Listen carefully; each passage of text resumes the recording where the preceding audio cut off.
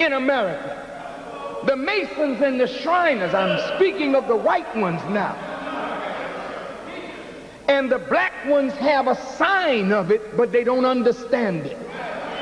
I want you to listen to me. I'm going to move quickly, and I don't have a lot of time, but I want you to understand every word that your brother is saying. Listen now. In the Masons and Shriners, they talk about a man who was a master architect. His name was Hyram Abith. Hyram, having the blueprint of how to build the temple in his head, was carried away by 3 conspirators. There were 15 in a conspiracy against the man that had the blueprint, the master architect. But 12 of the conspirators recanted and said, no, we're not going through with it. But 3 of them, Jubilo, and Jubilam, said, we're going to carry it out. And they took this master architect on a westerly course. They hit him in his head, and they buried him in the north corner, or the north country, where no light shined, in a shallow grave. This is some of the secret order of masonry. Dear Masons, don't be upset. Don't be upset, because it's time to turn the light on. And now, ladies and gentlemen, what you've all been waiting for, the man killer. The moment of truth has finally arrived. The book that couldn't be written is now the motion picture that couldn't be made. Myra Breckenridge.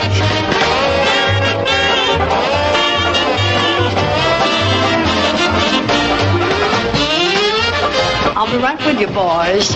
Get your resumes out.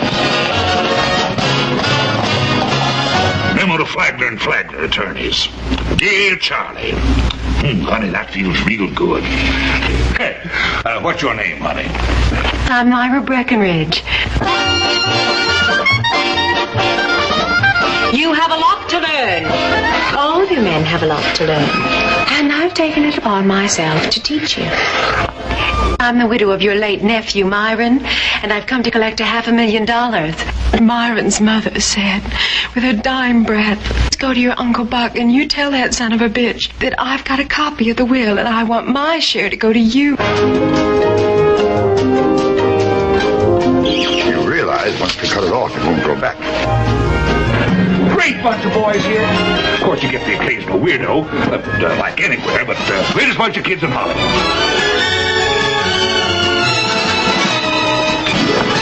You have all the kinky angles that are in right now. I mean, have you any that I don't know about? Oh, Letitia.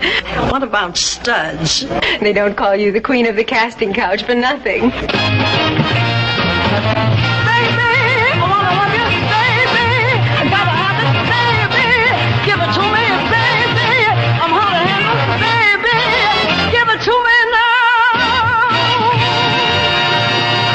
Should a man act? He should ball chicks, that's how. Let's just have a nice girly evening, and I'll tell you how I lost my virginity. You tell me how you lost yours. If only you were a man. You can't tell the wolf from Little Red Riding Hood these days. Because this Myra Breckenridge is more than a match for most men. Don't miss the most sensational scene in the history of the screen. Not there.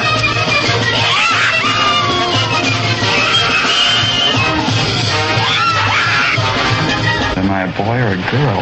Can't tell from here. Myra Breckenridge is a dish. And don't you ever forget it. Here I come! Everything you've heard about Myra Breckenridge is true. Is BBC One Wales. The news now with Michael Burke and Jamie Owen. It's 10 o'clock. Myra Hindley, probably the most hated woman in Britain, is dead. The Moors murderess died of a chest infection after 36 years in jail. The body of the Moors murderess, Myra Hindley, is still under guard tonight. She died this evening after 36 years in jail, the embodiment of evil for a generation. In the 60s, she and her lover Ian Brady tortured and killed 5 children, burying 4 of them on Saddleworth Moor outside Manchester. Her case crystallised moral and legal arguments over how the most terrible crime should be punished and whether the worst criminals should ever be released. Margaret Kilmore reports.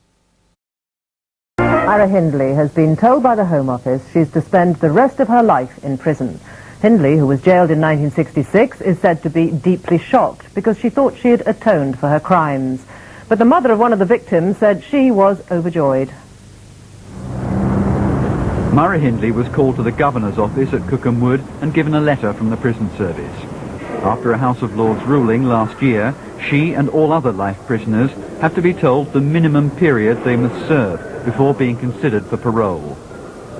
Hindley, who's 52 and who's been in jail since 1966, now knows that for her, a life sentence will mean exactly that. News like that, when broken to anyone, such devastating news that you must never hope for your freedom, takes a long time to sink in. And indeed, when I saw her this morning, you know, I was struck how I think bewildered she was, and slowly coming to terms with that news. Few crimes have caused the outrage and revulsion of the Moors murders, and the tabloid newspapers have ensured that the images of the 60s hadn't been allowed to fade away. Hindley, who lured children to their deaths at the hands of her lover, Ian Brady. A tape recording of one of their victims, Leslie Ann Downey, was played at the trial, another feature which marked the case as unlike any other. 20 years into her sentence, Myra Hindley was taken back to Saddleworth Moor, near Manchester, to help the police find the bodies of 2 more of the victims. But if that was an attempt on her part to win early release, it failed.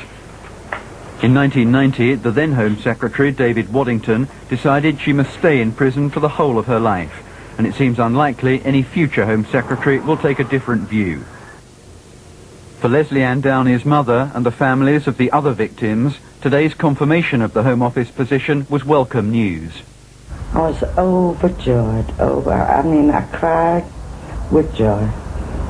I hugged my husband, and I got hold of Lester's portrait, and I said, I told you, darling, we'd never let her. I think she deserves all she gets, that monster. And more, and more. Myra Hindley can appeal to the Home Office, but now knows that this prison is where she may well end her days. Neil Bennett, BBC News.